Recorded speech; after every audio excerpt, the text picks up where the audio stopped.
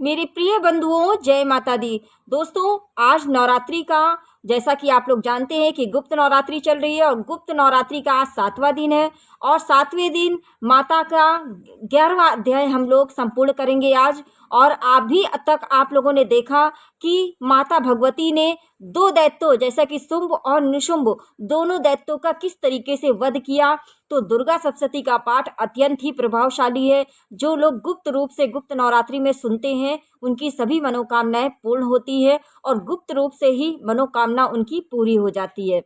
तो चलिए, अब हम लोग 11वां अध्याय शुरू करेंगे और यहाँ पर एक रिक्वेस्ट करेंगे कि अगर आप चैनल पर पहली बार आए हैं तो कमेंट में जय माता दी लिखकर चैनल को सब्सक्राइब कर लें।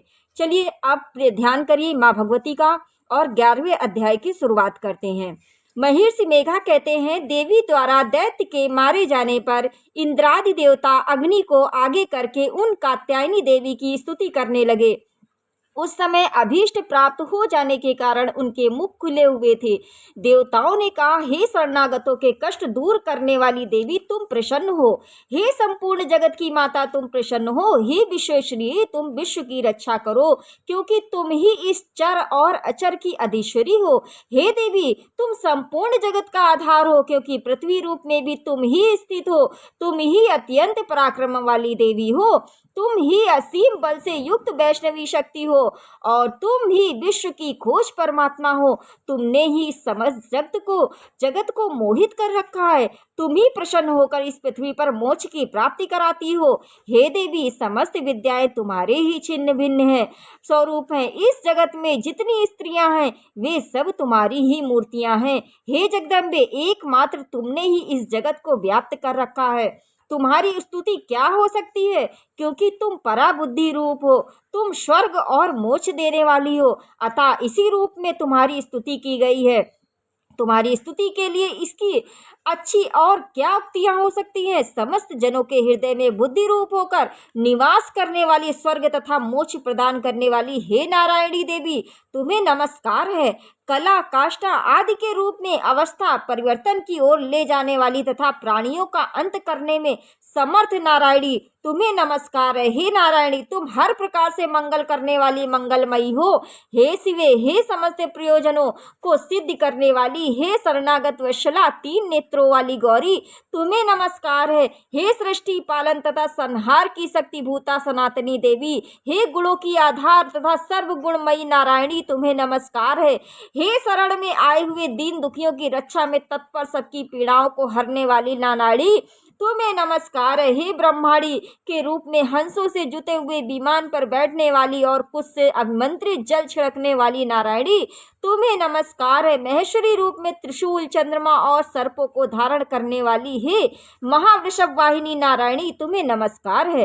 कौमारी रूप धारण करके मोरों तथा मुर्गों से घिरी रहने वाली और महाशक्ति को धारण करने वाली ही निष्पाप नारायणी, तुम्हें नमस्कार है। हे वैष्णवी शक्ति के रूप में शंख, चक्र, गदा और सांग धनुष रूपी उत्तम आयुधों को धारण करने वाली नारायणी, तुम हम पर प्रसन्न हो, तुम्हें नमस्कार है। हे वाराही रूप में दांतों पर धरती धारण करने वाली कल्याणमयी नारायणी, तुम्हें नमस्कार है।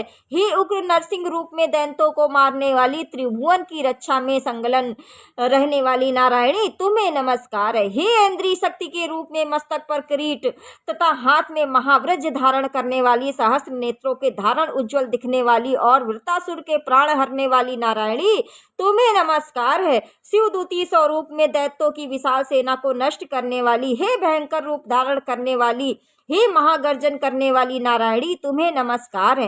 दाढ़ों के कारण विकराल मुख वाली, मुंडमाला से विभूषित मुंडवर्धनी चामुंडा रूपी नारायणी, तुम्हें नमस्कार है। हे लक्ष्मी, लज्जा, श्रद्धा, पुष्टि, श्रद्धा, ध्रुवा, महारात्रि तथा महाविद्या रूपा नारायणी, तुम्हें नमस्कार है।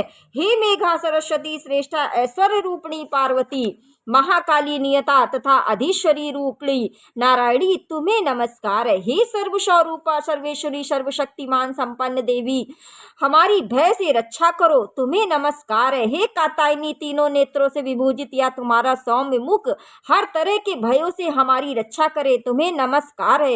हे भद्रकाली, ज्वालाओं के समान भयंकर, अति उग्र एवं समस्त असुरों का नाश करने वाला तुम्हारा त्रिशूल हमें भयों से बचाए, तुम्हें नमस्कार है। हे देवी, अपने शब्द से इस जगत को व्याप्त करते दैत्यों के तेज को नष्ट करने वाला आपका घंटा इस प्रकार हमारी रक्षा करे, जैसे माता अपने पुत्रों के दुष्कर्मों से रक्षा करती है। हे चंडिके, असुरों के रक्त और चर्बी से चर्चित आपके हाथ में सुशोभित तलवार मंगल करे। हम तुम्हें नमस्कार करते हैं। हे देवी, तुम जब प्रसन्न होती हो तो संपूर्ण रोगों का नाश कर देती हो, और जब रुष्ट हो जाती हो तो समस्त मनोवांछित कामनाओं को नष्ट कर देती हो। जो लोग तुम्हारी शरण में जाते हैं उन पर कभी विपत्ति नहीं आती, अब तो वे दूसरों को शरण देने योग्य हो जाते हैं। हे अंबिके, अनेक रूपों को धारण करके इन धर्मद्रोही दैत्यों का जो तुमने संहार किया है वह तुम्हारे सिवा और कौन कर सकता था। 14 विद्याएं, 6 शास्त्र और 4 वेद तुम्हारे ही प्रकाश से प्रकाशित हैं। उन सभी से तुम्हारा ही वर्णन है। जहाँ राक्षस, भयंकर, विषधर, सर्प, शत्रुगण है, और वहाँ ही समुद्र के बीच में भी तुम साथ रहकर इस जगत की रक्षा करती हो। हे विश्वेश्वरी, तुम विश्व का पालन करने वाली विश्व रूपा हो, इसलिए संपूर्ण विश्व को धारण करती हो।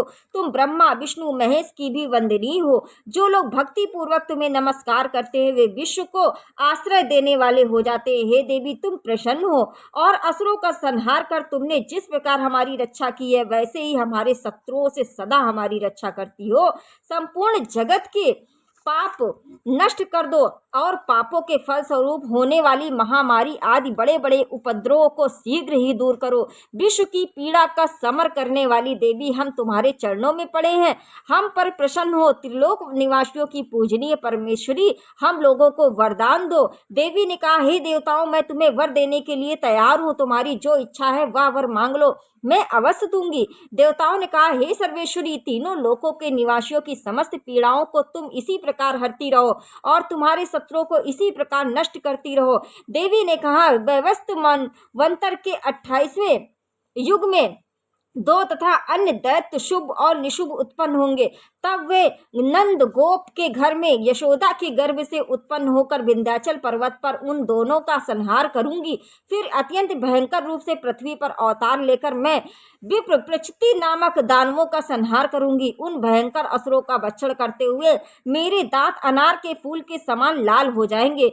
तब स्वर्ग में देवता और पृथ्वी पर मानव मेरी स्तुति करते हुए मुझे रक्त दंतिका कहेंगे। फिर जब मैं 100 वर्षों तक वर्षा नहीं होगी तो मैं इस ऋषियों द्वारा स्तुति करने पर अयोनिजा रूप में प्रकट होंगी और अपने 100 नेत्रों से ऋषियों की ओर देखूंगी, अतः मनुष्य शताशी नाम से मेरा कीर्तन करेंगे। हे देवगण, तब मैं अपने शरीर से उत्पन्न हुए शाकों द्वारा इस जगत का पालन करूंगी। वे शाक ही वर्षा होने तक सभी के प्राणों की रक्षा करेंगे।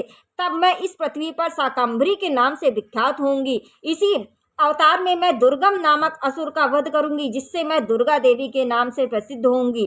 फिर जब मैं भीम रूप धारण करके अपने हिमालय निवासी महिषियों की रक्षा के लिए वहां पर रहने वाले असुरों का नाश करूंगी, तब भीमा देवी के नाम से मेरी ख्याति होगी।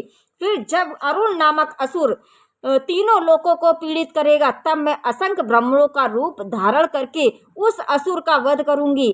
तभी सभी जन मेरी स्तुति करते हुए मुझे भ्रामरी के नाम से पुकारेंगे। इस प्रकार जब जब पृथ्वी असुरों से पीड़ित होगी तब तक मैं अवतार लेकर शत्रुओं का विनाश करूंगी।